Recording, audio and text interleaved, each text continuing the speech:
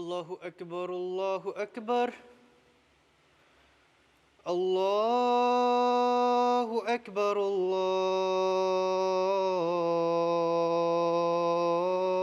الله أكبر أشهد أن لا إله إلا الله أشهد أن لا إله إلا الله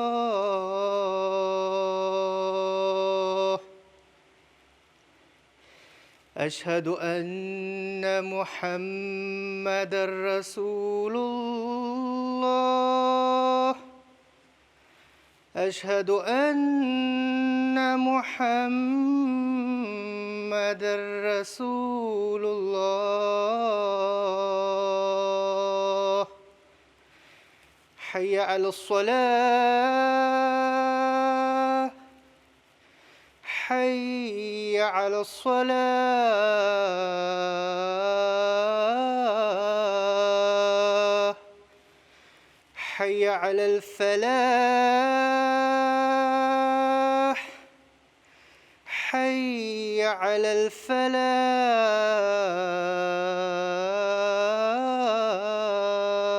الفلاح الله أكبر الله أكبر لا إله إلا الله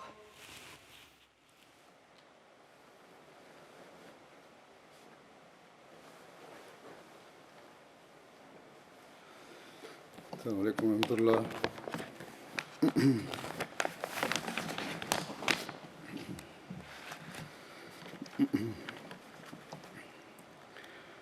أشهد أن لا إله إلا الله وحده لا شريك له وأشهد أن محمدًا عبده ورسوله أما بعد فأعوذ بالله من الشيطان الرجيم بسم الله الرحمن الرحيم الحمد لله رب العالمين الرحمن الرحيم مالك يوم الدين إياك نعبد وإياك نستعين اهدنا الصراط المستقيم صراط الذين أنعمت عليهم غير المغضوب عليهم ولا الضالين. آج کل کرونا کی وبا کی وجہ سے جو دنیا کے حالات ہیں اس نے اپنوں کو بھی غیروں کو بھی سب کو پریشان کیا ہوا ہے. لوگ خط لکھتے ہیں، اپنی پریشانیوں کا اظہار کرتے ہیں، اپنے پیاروں، قریبیوں، رشتہ داروں کی بیماریوں کی وجہ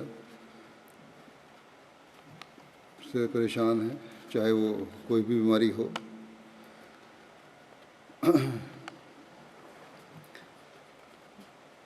بہت زیادہ ان حالات میں پریشانی کا اظہار ہوتا ہے کہ اگر کوئی اور بیماری بھی ہے تو کمزور جسم اس وبا کی بیماری کو لے ہی نہ لے. کچھ کو اس بیماری کا حملہ بھی ہوا ہے ہندیوں میں سے. بہرحال ایک پریشانی نے دنیا کو گھیرا ہوا ہے. ایک مربی صاحب نے مجھے لکھا کہ سمجھ نہیں آ رہی کہ یہ کیا ہو گیا ہے اور کیا ہو رہا ہے۔ بات ان کی ٹھیک ہے، حقیقت یہی ہے کہ کچھ پتہ نہیں لگ رہا کہ کیا ہو رہا ہے دنیا کو، لیکن اللہ تعالیٰ قرآن کریم میں بھی فرماتا ہے انہی حالات کے متعلق، آج کے زمانے کے حالات کے متعلق کہ وقال الانسان ما لہا،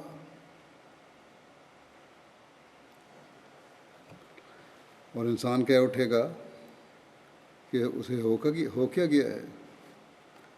حضرت مسلم معود رضی اللہ عنہ نے فروری 1920 میں، آج سے 100 سال پہلے تقریباً، وباؤں، قحط، ابتلا اور طوفانوں کا ذکر کرتے ہوئے اس آیت کی مختصر وضاحت فرمائی تھی کہ پہلے ایک آدھی وبا یا ابتلا آتے تھے، لیکن اب یہ زمانہ ایسا ہے کہ اس میں ابتلاؤں کے دروازے کھل گئے ہیں۔ میں بھی گزشتہ کئی سالوں سے یہ کہہ رہا ہوں کہ حضرت مسیح علیہ الصلوۃ والسلام کی بعثت کے بعد اور جب سے کہ آپ نے دنیا کو خاص طور پر آفات اور آسمانی بلاؤں سے آگاہ کیا ہے، ہوشیار کیا ہے، دنیا میں طوفانوں، زلزلوں، وباؤں کی تعداد بہت بڑھ گئی ہے، اور انسان کو عمومی طور پر یہ وبائیں اور آفات ہوشیار کرنے کے لیے آ رہی ہیں کہ تم اپنے پیدا کرنے والے کی بھی حق ادا کرو اور اللہ تعالیٰ کی مخلوق کے بھی حق ادا کرو، اس کے بندوں کے بھی حق ادا کرو۔ بس ان حالات میں ہم نے خود بھی اللہ تعالیٰ کی طرف پہلے سے زیادہ جھکنا ہے اور دنیا کو بھی ہوشیار کرنا ہے۔ بعض بیماریاں اور وبائیں یا طوفان ایسی ہیں کہ جب دنیا میں آئیں تو قدرتی طور پر اس کا اثر ہر ایک پر پڑتا ہے۔ حضرت مسلم معود رضی اللہ عنہ بھی یہ فرماتے ہیں کہ ٹھیک ہے، بعض ابتلاؤں کا ہم سے تعلق نہیں ہے، لیکن اس دنیا میں جب ہم رہتے ہیں تو کئی باتوں میں، مثلاً وباؤں میں، وبائیں ہیں، قحط ہیں، ان میں ہمیں بھی ایک حد تک حصہ لینا پڑتا ہے، یعنی ہم بھی اس میں شامل ہوتے ہیں، ہم پر بھی وہ اثر انداز ہوتی ہیں۔ یہ نہیں ہوتا کہ الہی جماعتوں کو ان سے بالکل محفوظ رکھا جائے۔ آپ نے فرمایا کہ کیونکہ یہ خدا کی مصلحتوں کے خلاف ہوتا ہے، لیکن مومن ان مشکلات سے اللہ تعالیٰ کے حضور جھکتے ہوئے، اس کا شکر گزار بندہ بنتے ہوئے گزر جاتا ہے۔ بس جیسا کہ میں نے کہا کہ ہمیں ان دنوں میں خاص طور پر اللہ تعالیٰ کے حضور بہت جھکنا چاہیے اور اس کا رحم اور فضل مانگنا چاہیے۔ اس لیے پہلے سے بڑھ کر ہر احمدی کو اللہ تعالیٰ کے حضور جھکنے کی کوشش کرنی چاہیے۔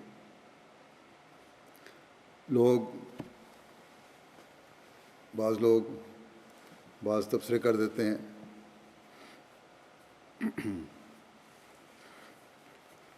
کہ یہ نشان کے طور پر وبا ہے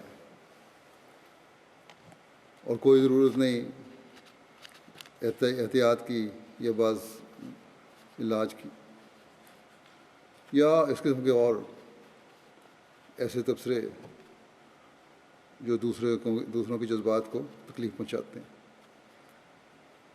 ہمیں نہیں پتہ کہ یہ نشان ہے، خاص طور پہ کوئی نشان ہے یا نہیں، لیکن عمومی طور پر بہرحال ہم کہتے ہیں، جیسا کہ میں نے ابھی بھی کہا اور چند خطبے پہلے اس بیماری کے ذکر میں بھی میں نے کہا تھا شروع میں ہی، کہ زمینی اور آسمانی بلائیں اور آفات بہت بڑھ گئی ہیں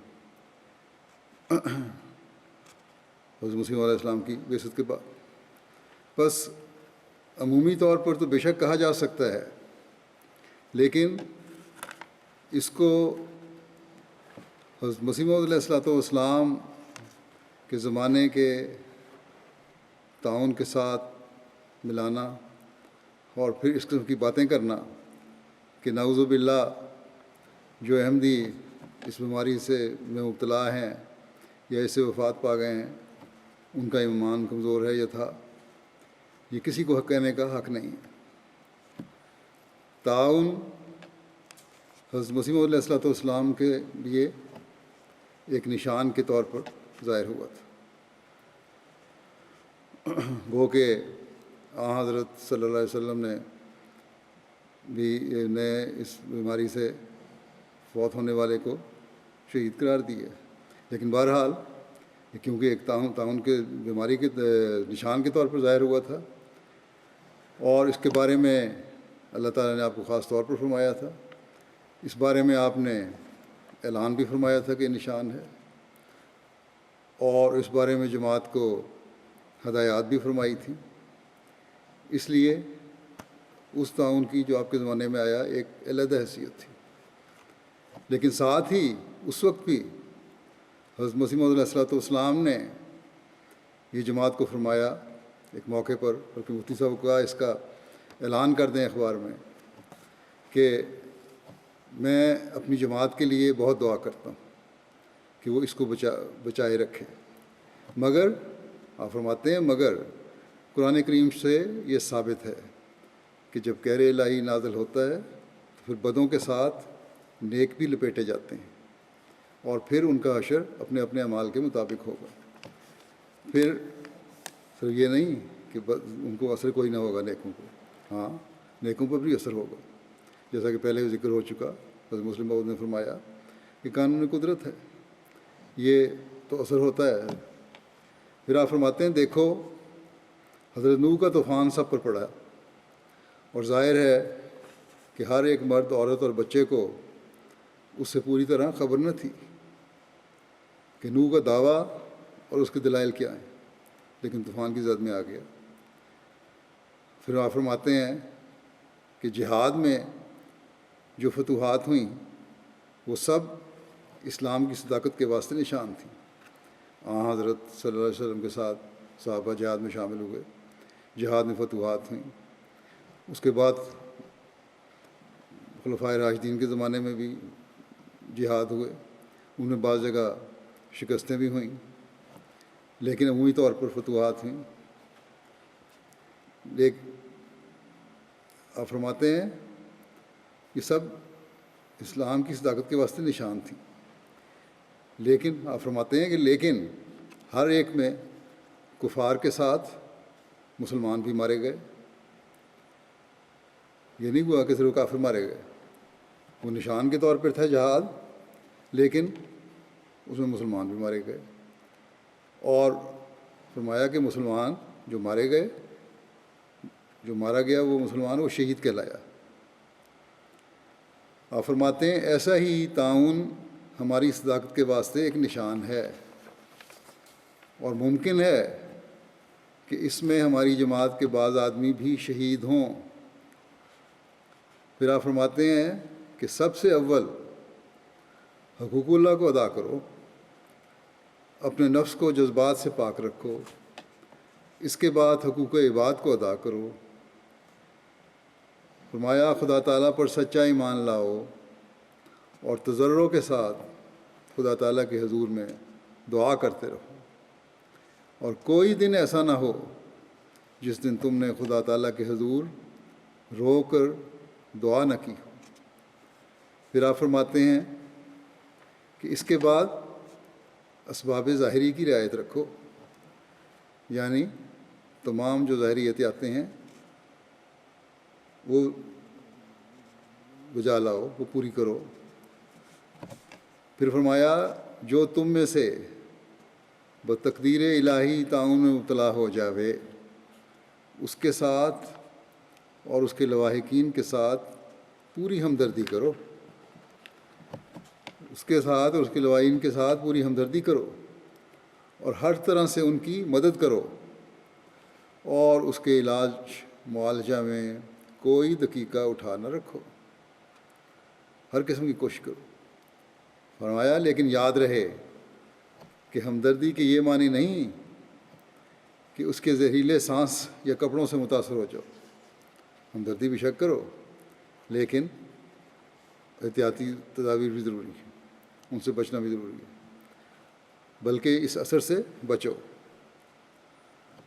بس اس بات سے ہمیں یہ سبق لینا چاہیے کہ جو بھی یہ مدد کرنے والے ہیں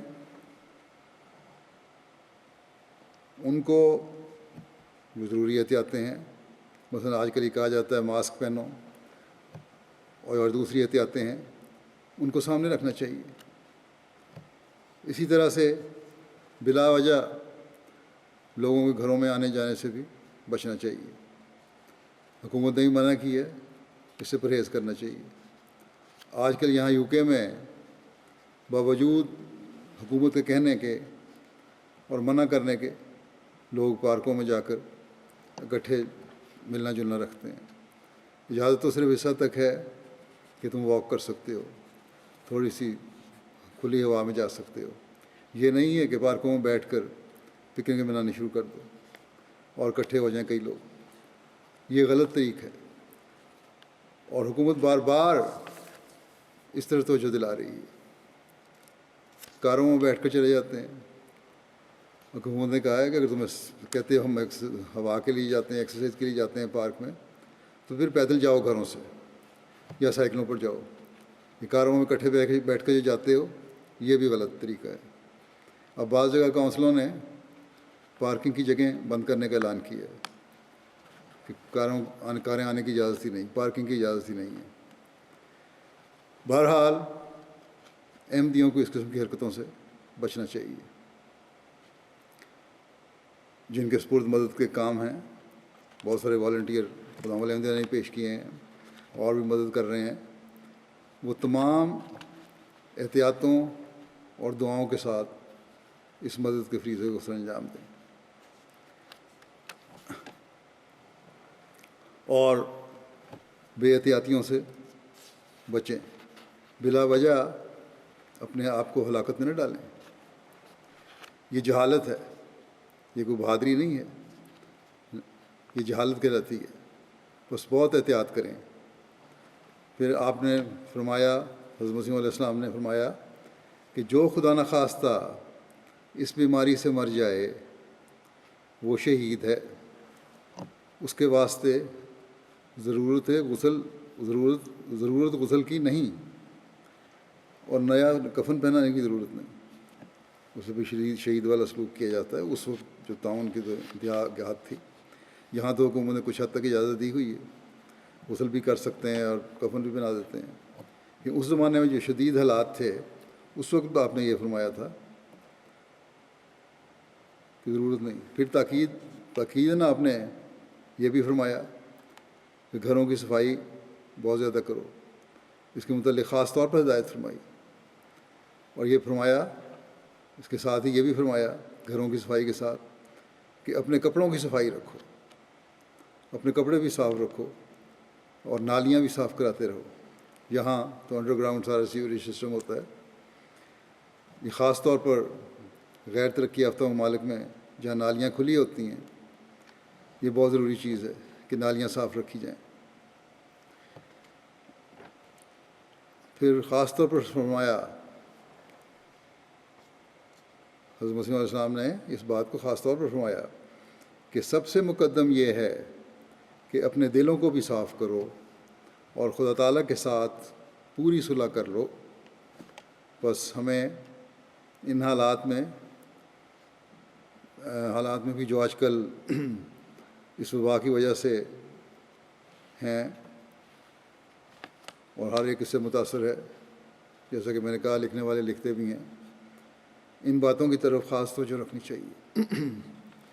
ہمیں ہمیشہ یاد رکھنا چاہیے کہ ہمارے لیے دعاؤں کا راستہ کھلا ہے۔ ہمیں اس یقین کے ساتھ اللہ تعالیٰ کے آگے جھکنا چاہیے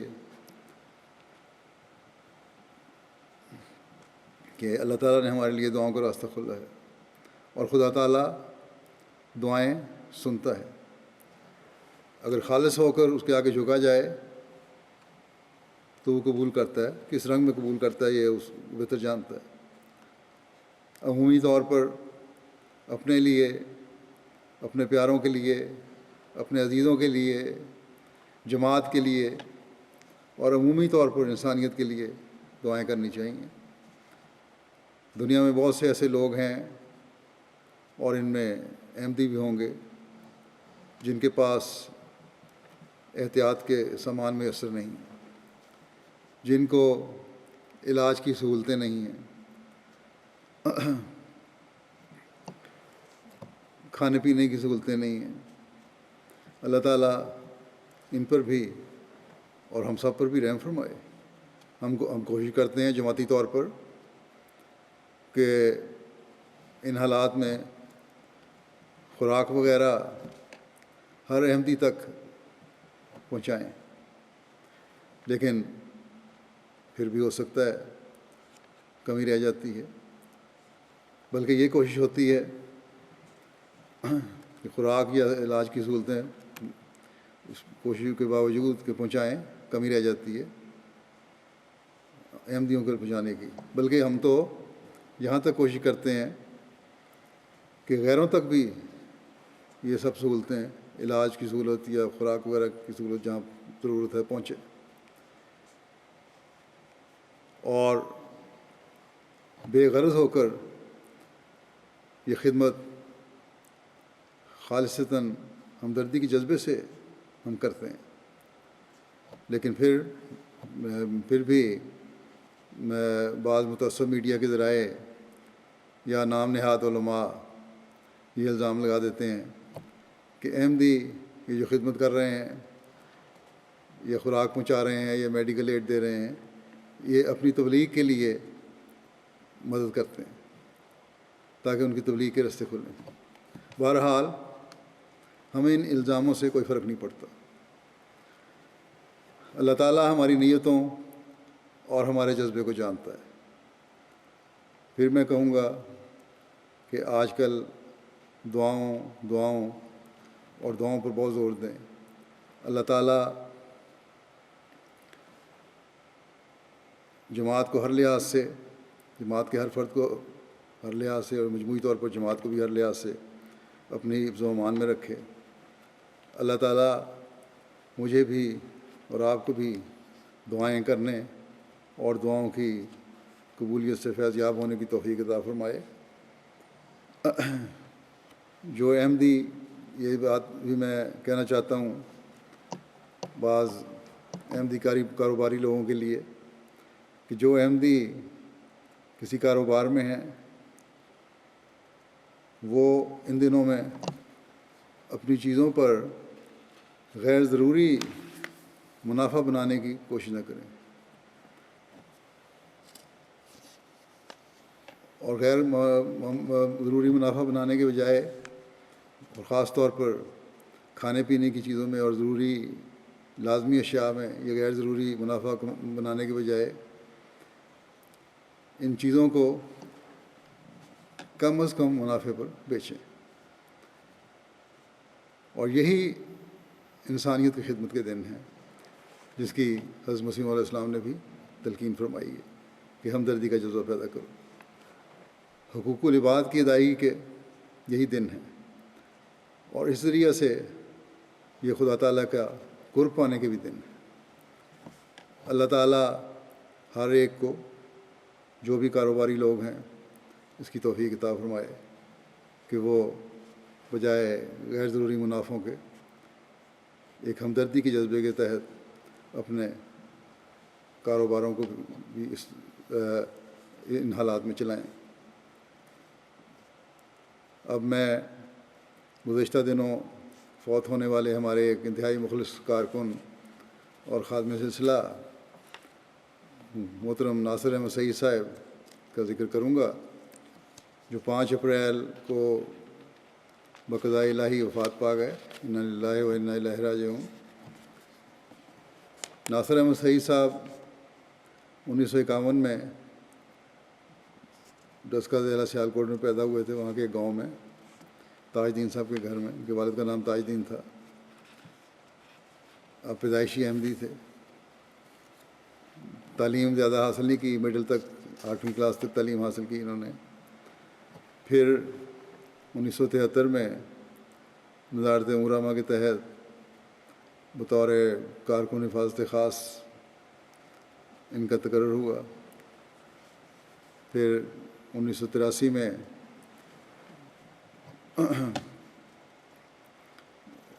یہ حضرت خلیفۃ مسیح رابع کے روا سے ہجرت کرنے کے بعد 2 سال کے بعد یہ بھی 1985 میں خلیفۃ رابع کی اپریل 84 میں میرا خیال ہجرت ہوئی تھی۔ یہ 1985 میں پھر یہ روا سے لندن کا تبادلہ ہو گیا اور خدمت انجام دیتے رہے۔ عمر کے لحاظ سے ان کو اکتوبر دفتری کارروائی جو ہوتی ہے قواعد کی، اس کے مطابق ان کو اکتوبر 2010 میں ریٹائر کر دیا گیا تھا، لیکن انہوں نے ریٹائرمنٹ کے بعد بھی اپنا کام جاری رکھا، ڈیوٹی کے فرائض سر انجام دیتے رہے، اور اللہ تعالیٰ کے فضل سے خلافت ثالثہ سے لے کے اب تک میرے وقت تک ان کو ڈیوٹی کی سعادت ملی۔ ناصر سعید صاحب بہت سی خوبیوں کے مالک تھے، بڑی ایمانداری اور مستعدی کے ساتھ اپنی ڈیوٹی سے انجام دیتے تھے۔ خلافت احمدیہ کے ساتھ ان کو بڑا سچا پیار کا تعلق تھا۔ ان کے پسماندگان میں ان کی اہلیہ کلثوم بیگم صاحبہ ہیں، ایک بیٹا ہے خالد سعید احمد سعید، اور ان کے بچے ہیں آگے خالد سعید صاحب کے۔ خالد سعید صاحب بھی رضاکار طور پر حفاظت خاص میں ڈیوٹی دیتے رہتے ہیں۔ اللہ تعالیٰ ان کو اپنے ناصر سعید صاحب کی طرح وفادار بنائے اور ان کے نقش قدم چلنے کی توفیق عطا فرمائے، اور ناصر سعید صاحب کی اہلیہ کو صبر اور حوصلہ عطا فرمائے۔ ان کے ایک رشتہ دار ہیں ناصر سعید صاحب کے، ماموزاد محمود صاحب ربوہ میں ہیں۔ انہوں نے وہ پہلے فوج میں تھے محمود صاحب، اور ان کے ہم عمر ہی تھے۔ کہتے ہیں کہ ناصر سعید صاحب کے والدین نے بھی ان کو کہا کہ فوج میں بھرتی ہو جاؤ یا کوئی اور نوکری کر لو، تو انہوں نے انہیں جواب دیا اگر نوکری کرنی ہوئی تو جماعتی نوکری کروں گا، ورنہ جو چھوٹا سا ذمہ دارہ ہے یہی اپنا ذمہ داری کا کام کرتا رہوں گا۔ اور اس کے بعد پھر جیسا کہ میں نے کہا یہ جماعت میں آئے اور بھرتی ہو گئے۔ اپنے ان کی رشتہ داری لکھتے ہیں کہ اپنے سب عزیز و اقارب سے نہایت پرخلوص محبت کا سلوک رکھتے تھے، اور بہت سے ضرورت مند اقربا کی خاموشی سے امداد بھی کرتے رہتے تھے۔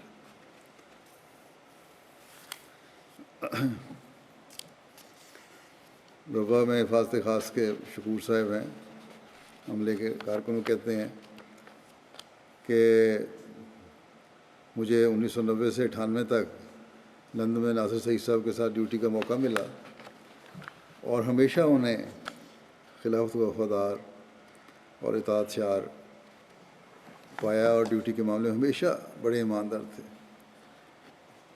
ہمیشہ اپنی ڈیوٹی کے لیے وقت سے پہلے آ جایا کرتے تھے۔ اور ہم وسیغہ راز کوئی پیغام ہوتا تھا تو ہمیشہ اس کو راز رکھتے اور اپنے ساتھیوں کو بھی یہ تلقین کرتے کہ یہ راز رکھنا چاہیے، اور اپنے کسی ساتھی کو کبھی بھی اس کا ذکر نہیں کرتے تھے۔ میجر محمود صاحب ہیں، افسر حفاظت خاص، انہوں نے جو لکھا ہے، کہتے ہیں کہ ناصر سعید صاحب انتہائی وفادار کارکن تھے۔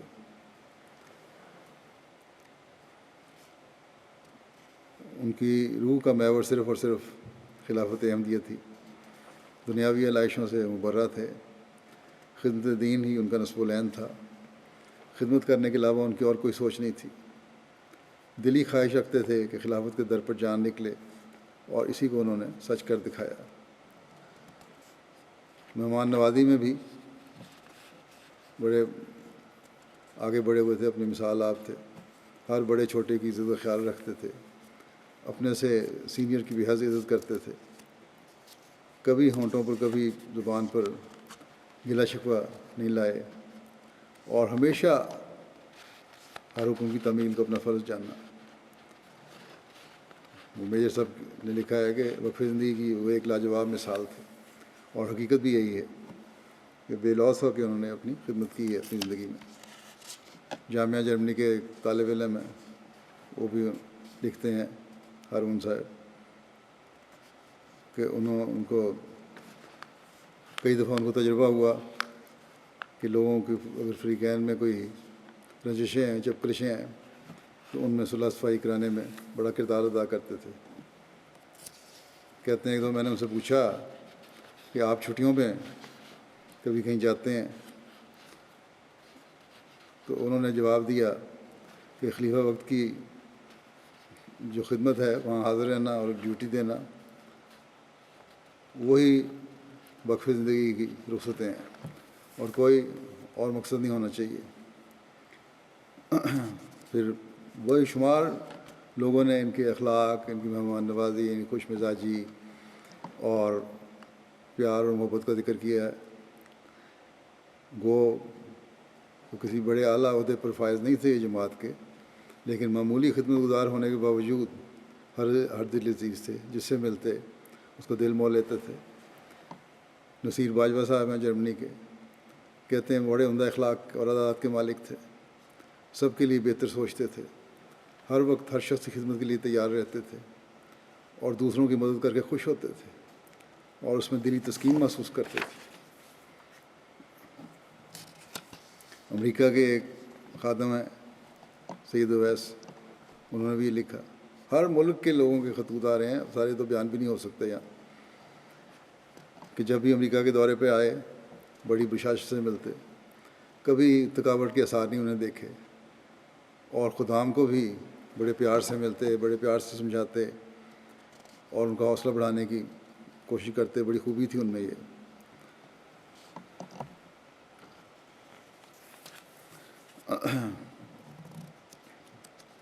فیروز عالم صاحب ہیں، انہوں نے لکھا کہ بہت ساری خوبیوں کا ذکر کر کے عاجزی، انکساری اور مہمان نوازی ان کی بھی کرتے رہے جب وہ اکیلے یہاں تھے۔ پھر کہتے ہیں عبادت کا بھی ذکر کیا کہ میں نے دیکھا خلیفہ مسیح رابع کی بیماری کے دنوں میں کہ مسجد میں رات کو تہجد کے وقت بڑی تڑپ سے دعائیں کرتے ہوئے ان کو دیکھا۔ ان کو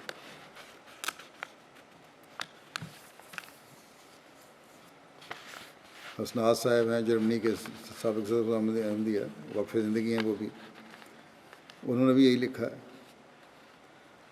کہ ان کے اخلاص، ڈیوٹی میں لگن، خلافت سے وفا کو دیکھ کر ہمیشہ رشک آتا تھا۔ ایک طرف سادگی کی انتہا تھی، تو دوسری طرف ایک عجیب عرفان بھی ان کے اندر تھا۔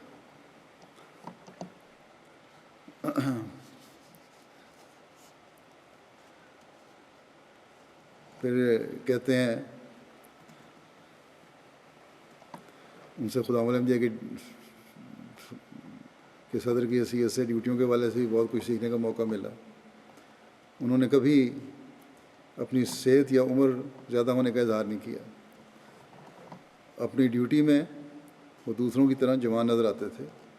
اور صدر یہ حسنات صاحب بھی لکھتے ہیں کہ میں نے کئی دفعہ دیکھا کہ وہ اس بات کو برداشت نہیں کرتے تھے کہ ان سے کوئی عمر زیادہ ہونے کی وجہ سے کوئی امتیازی سلوک کرے. ٹھیک ہے، جس طرح باقی خود عام ڈیوٹی دے رہے ہیں، باقی سیکورٹی ڈیوٹی دے رہے ہیں، میں بھی ڈیوٹی دوں گا.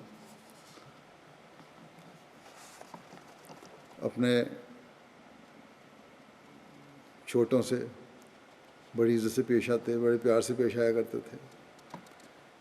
وہ کہتے ہیں کہ ہمیں بڑی شرمندگی ہوتی تھی ان کے سلوک سے. ہماری ڈیوٹی دینے والے خدام کی بڑی حوصلہ افزائی کرتے تھے. کہتے ہیں یہ بڑی اچھی بات کی ہے کہ لوگ باتیں کرتے ہیں کر کے یا کیمپ منعقد کر کے کسی کو ٹریننگ دیتے ہیں، لیکن آپ کی ڈیوٹی آپ کی حاضر دماغی، اخلاص اور دعاؤں کی یہ ٹریننگ جو تھی آپ کی، وہ بے لاس ہو کے اپنی خدمت ڈیوٹی دینا، حاضر دماغی، اخلاص اور دعاؤں کے ذریعے سے ٹریننگ تھی آپ کی.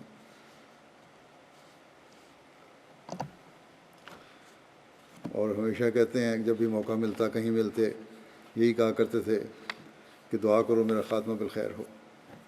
خالد احمد صاحب ہیں رشین ڈیسک کے، انہوں نے لکھا ہے اور بہت ساری باتوں کے ساتھ جو سب لکھ رہے ہیں یہ بھی لکھا کہ وہ ہمیشہ خاموشی سے نہ صرف خود مستحقین کی مدد کیا کرتے تھے بلکہ بہت سے متمول افراد جماعت کو بھی اپنے غریب اور مستحق بھائیوں اور بہنوں کی مدد کی طرف مستقل طور پر توجہ دلاتے اور راغب کرتے رہتے تھے.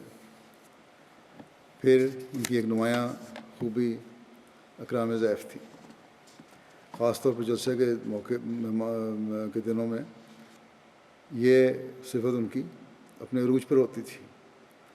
جلسہ پر آئے ہوئے مہمانوں کا دلی احترام کیا کرتے تھے اور کئی مہمانوں کو بلا مبالغہ مرکز سے آئے ہوں یا دیگر ممالک سے آئے ہوں، ان کی روزانہ صبح شام اپنے گھر پر مدعو کر کے بلا تکلف مجلس بناتے، بٹھاتے ان کو اور پھر ان کو پرتکلف کھانا کھلاتے. اور پھر ساتھ ہی ہر ایک مہمان کو ایک مسجد میں بچھائی ہوئی جان نماز کا ایک تحفہ بھی دے دیا کرتے تھے. اطہر زبیر صاحب ہیں جرمنی کے، انہوں نے بھی یہی لکھا. خصوصیات کے ساتھ خلافت کے ساتھ وفا کا تعلق تھا، بڑے مخلص تھے اور گفتگو کا انداز بڑا شفقت والا اور نرم تھا. اور اگر اگلے شفٹ کے دوران کہتے ہیں میں نے کئی دفعہ دیکھا اگر اگلی شفٹ پہ آنے والا ہے کسی کارکن کو دیر بھی ہو جاتی تو شکایت نہ کرتے تھے بلکہ اللہ کا شکر ادا کرتے تھے کہ خلیفہ وقت کی ڈیوٹی میں کچھ مزید وقت مجھے مل گیا. اور ہر وقت ڈیوٹی کے لیے کمر بستہ رہتے تھے. بیمار ہوتے تب بھی ڈیوٹی سے جلد فارغ ہونے کی خواہش نہ کرتے بلکہ ہمیشہ بلکہ آخری بیماری میں بھی میں نے سنا ہے کہ اپنے بیٹے کو یہی کہا کہ اچھا وقت کیا ہے، تو اس کا مطلب ہوا کہ آج کی ڈیوٹی تو پھر گئی، آج میں جا نہیں سکوں گا ڈیوٹی پہ.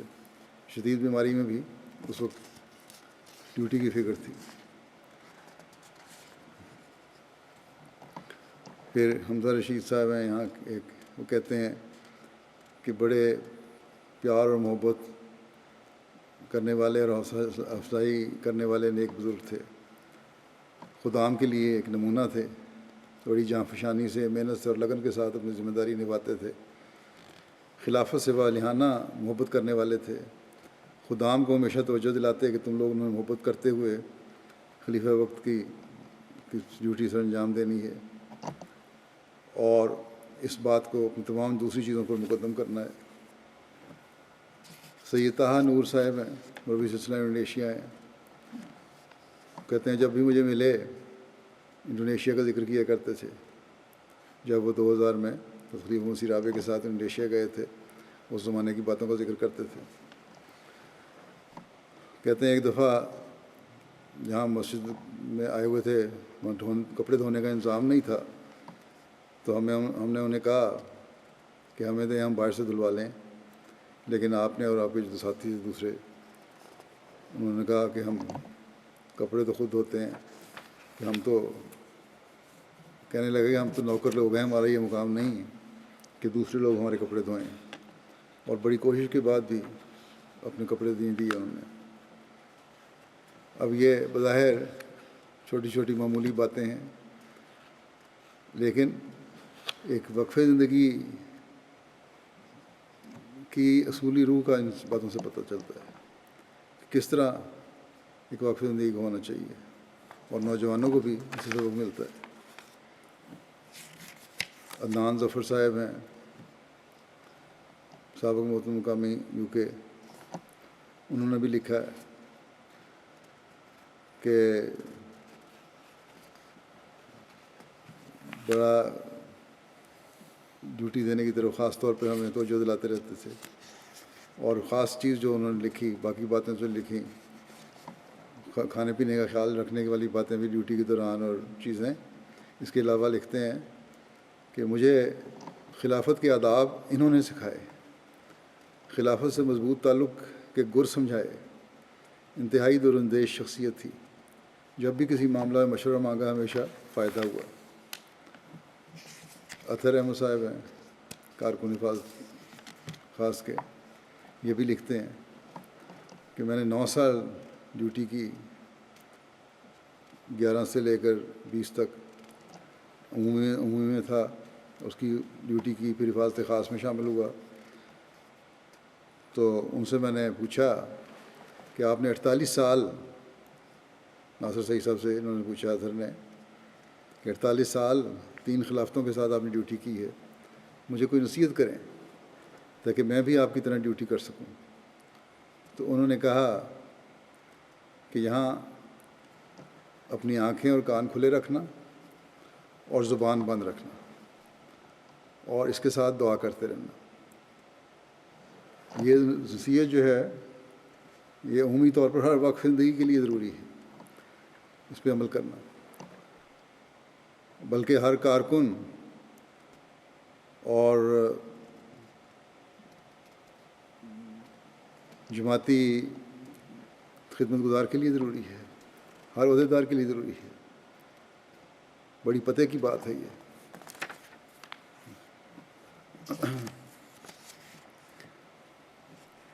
پھر کہتے ہیں کہ ان کے ساتھ ڈیوٹی کر کے، ان کو لالا جی لوگ کہتے تھے، کہ لالا جی کے ساتھ ڈیوٹی کر کے پتہ چلا کہ جب کسی افسر کی طرف سے حکم آئے تو اس کو ویسے ہی کرنا ہے جو بھی حکم آتا ہے، اس پر اس طرح عمل درآمد کرتے اور کرواتے تھے کہ اسی طرح کرنا ہے، اور اس حکم کے اندر سے اپنے مطلب نہیں نکالتے تھے کہ ایسے بھی ہو سکتا ہے ویسے ہو سکتا ہے۔ کہتے ہیں جتنا ہم کو کہا جاتا اور جیسے کہا جاتا ہے بالکل ویسے کرتے تھے، اور ہم لوگوں سے بھی ویسے ہی کرواتے تھے۔ اور اگر یہ کہا جاتا ہے کہ فلاں شفٹ انچارج تو اس طرح کرتے ہیں، تو کہتے ہیں مجھے نہیں پتہ وہ کیا کرتے ہیں، مجھے تو جیسے حکم ملا میں نے ویسے ہی کرنا ہے۔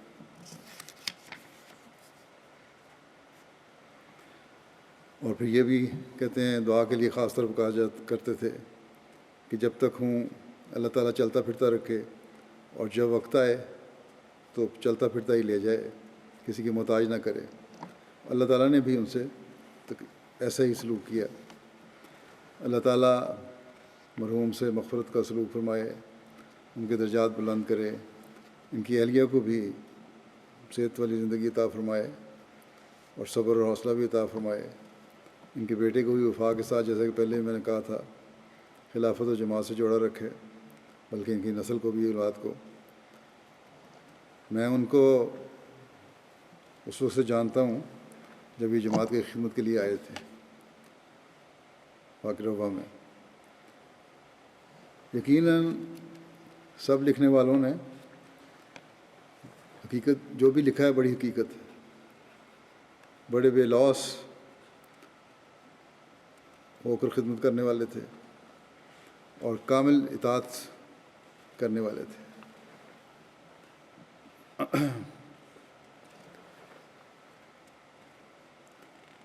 ان کی وفات ایسے حالات میں ہوئی ہے جب جنازے میں زیادہ لوگ شامل نہیں ہو سکتے۔ کچھ عرصے یہ دل کے مریض تھے، اینجیوپلاسٹی بھی ہوئی تھی، چند دن پہلے بیمار ہوئے، ہسپتال بھی گئے، ڈاکٹروں نے کہا، بلکہ ہسپتال میں ہی تھے جب ہسپتال میں داخل ہوئے ہیں، ڈاکٹروں نے داخل کر لیا اور کہا کہ یہ شدید دل کا حملہ ہوا ہے۔ پھر بعد میں انہوں نے کہا کہ جو وائرس ہے اس کا بھی حملہ ہو گیا ہے۔ اللہ تعالیٰ بہتر جانتا ہے کہ کسی سے لیا پہلے یا ہسپتال میں جو آج کل کے حالات ہیں وہاں جا کر یہ لیا، لیکن بہرحال چند دن ہسپتال میں زیر علاج رہے اور وہیں اللہ تعالیٰ کے حضور حاضر ہو گئے۔ یہاں جو قانونی پابندیاں ہیں اس وجہ سے جنازہ بھی یہاں نہیں لایا جا سکتا اور چند قریبی افراد کے علاوہ جنازہ میں جمع بھی نہیں ہو سکتے، اور پھر جنازہ کے لیے بھی شرط ہے کہ وہیں فنرل ہاؤس میں ہوم جو ہے ان کا فنرل ہوم یا قبرستان، اسی میں ہی جنازہ ہوگا۔ اس لیے بہرحال آج کل جو حالات ہیں اس وجہ سے میں بھی ان کا جنازہ غائب کسی وقت پڑھاؤں گا انشاءاللہ بعد میں۔ بے شمار لکھنے والوں نے جیسا کہ میں نے کہا ان کی خوبیاں لکھی ہیں، اور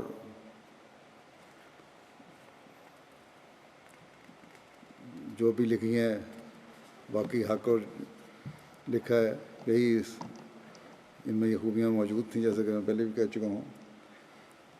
اپنی خدمت کو، اپنے عہد کو وفا سے نبھاتے ہوئے یہ اس دنیا سے رخصت ہوئے ہیں۔ ہر عہد جو انہوں نے اللہ تعالیٰ سے کیا اس کو پورا کیا، ان کی زندگی میں یہی نظر آتا ہے ہمیں۔ اس لحاظ سے یہ ان لوگوں میں شمار ہوتے ہیں جن کے بارے میں حضرت مسیح علیہ السلام نے فرمایا کہ یہ شہید ہیں، اللہ تعالیٰ انہیں ان میں شامل فرمائے۔ اور وہ تمام احمدی جو اس بیماری کی وجہ سے جن کی وفات ہوئی ہے، اللہ تعالیٰ ان سے بھی رحم اور مغفرت کا سلوک فرمائے، اور ہر ایک سے اللہ بہتر جانتا ہے کہ کس کے ساتھ کیا ہے۔ ہماری تو یہی دعا ہے کہ ہر ایک جو ہے وہ اللہ تعالیٰ کی رحم اور مغفرت حاصل کرنے والا ہو۔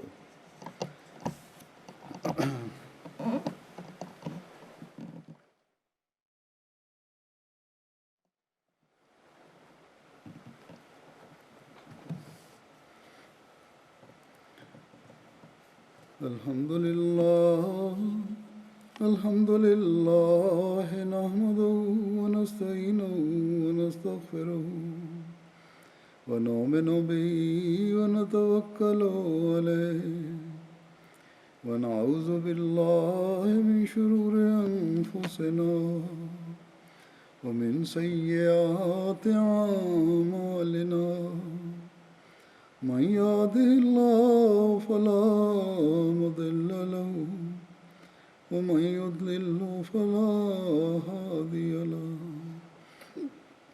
ونشهد أن لا إله إلا الله ونشهد أن محمدا عبده ورسوله۔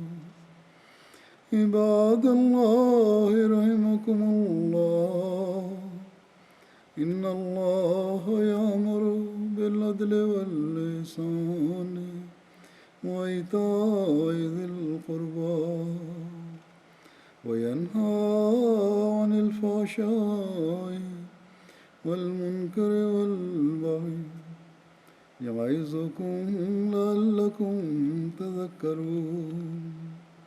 اذكروا الله يذكركم وادعوه يستجب لكم ولذكر الله أكبر۔